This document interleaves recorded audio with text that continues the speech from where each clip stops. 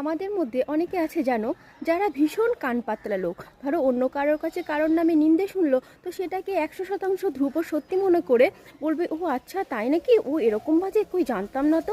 আবার সেখানেই তারা শান্ত থাকে না, তারা আবার অন্য আরও 10 জনের কাছে বলে বেড়ায়, জানিস তো ও এরকম।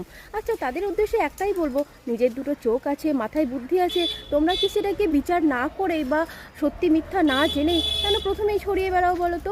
তোমার সাথে কি সে সেরকম খারাপ ব্যবহার করেছে, বা তুমি কি নিজে দেখেছো যে সে সত্যিই খারাপ?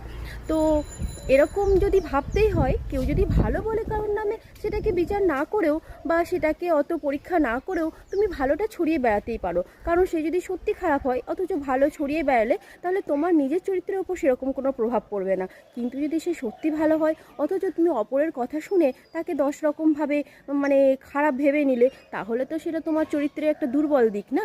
তো একটাই কথা বলবো, বুদ্ধি তো আছে, একটু কাজে লাগাও।